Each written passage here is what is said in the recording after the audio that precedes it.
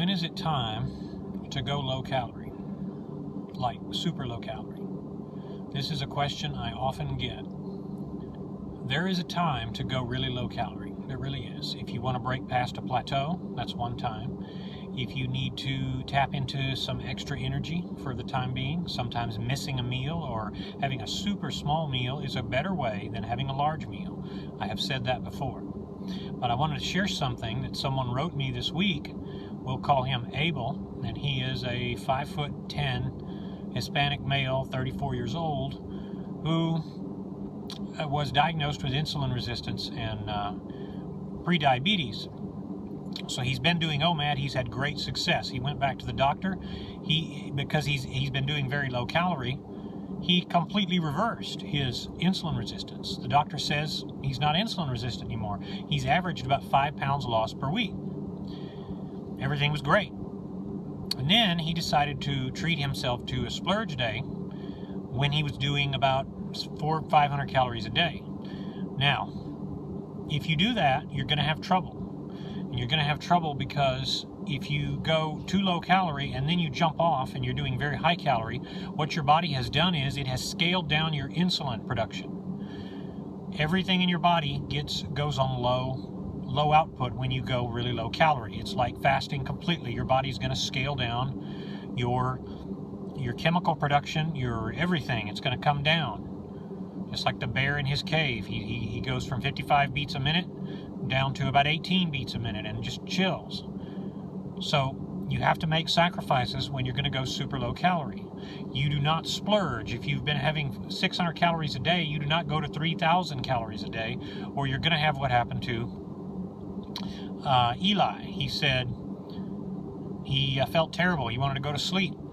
That's a sign that his sugar was skyrocketingly high because his body was making very low insulin, and he was getting in touch with his insulin. All of a sudden he gets blasted with a whole bunch of pizza and carbohydrates and stuff that will jack with you. What you're going to do is make yourself unproductive. The purpose of all of this is to stay productive. So I have told people before, you can have one meal that is too much. You can have one meal that is the equivalent of 2,000 calories if you really, really try. And you get a lot of sweet foods. The best way to keep working the low-calorie machine in your favor is to start with a normal plate and then start to hem in the sides. So your plate should pretty soon have a little bit of more room on the sides. Start eating a little bit less. And when you get in a spot where you've been 2 weeks without a loss, no worries. All you've got to do is cut down again. If you're going from 1,100 calories, go to about 700 to 600. Probably not less than about 600 for a while. Do that for about a week or two. You're okay doing super low calories for several weeks at a time, but when you start to move up again, start moving up in small increments. The next day have 800 calories. The next day have 1,000, and then 1,300, and wherever your normal daily caloric intake is. Now, with all the hate that has been going around lately on low calories, stop it. Don't let that get to you. Everybody needs to gauge how many calories, how many units of energy they are getting. And that's why people contact me and they can't lose sometimes, because you may be getting too much food. It doesn't matter if it's in one setting or if it's spread out in 5 or 6.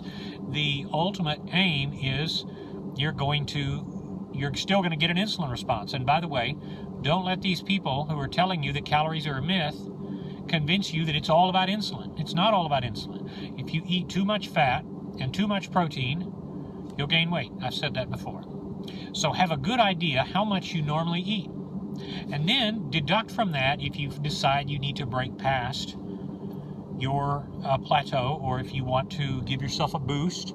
A lot of times the growth hormone, which is what you're feeling when you start to feel really good and productive at low calories, the growth hormone is what's spurring you on. The growth hormone is what makes you feel so good. It empowers you. So as long as you're not doing that for 4 or 5 months, or 2 or 3 months, you don't want to do it too long. You want to use wisdom, but low calories can be a tool. There are days my OMAD meal consisted of a can of sardines and an apple and maybe a handful of nuts. One day I had like 3 eggs and a small chunk of cheese and like a roll, a Hawaiian roll or something. I've had all sorts of crazy. You guys have seen the meals that I have posted. The issue is not the food type so much. It is at all. The issue is, are you overtaxing your body? As you continue to lose weight, your body's going to use less fuel so you can come down and come down and come down. It's pretty easy, but you've got to use common sense. That food has to go somewhere. So if you do decide to dip into super low calories, don't be spooked by people. You can do low calories for a very short period of time. Just keep track, and as you add back, don't jump off. The same way with any fast. You should not be doing a complete fast and then all of a sudden you pig out. You're really going to hurt your body. You're going to feel terrible. Of course, what's the purpose of all of this? The purpose is to have a better and more productive you. That's what all of this is about. It's why you're getting in shape. It's why you're upping your game. It's why you're getting better with your job and with your family.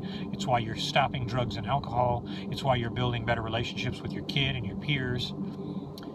And, well, everything. That's the name of the game. So don't forget the productive purpose. But remember, your body is there to serve you. Your body is there to serve you. If you teach it to function off less food, it will function off less food. If you teach it to function off more food, then it's going to do likewise.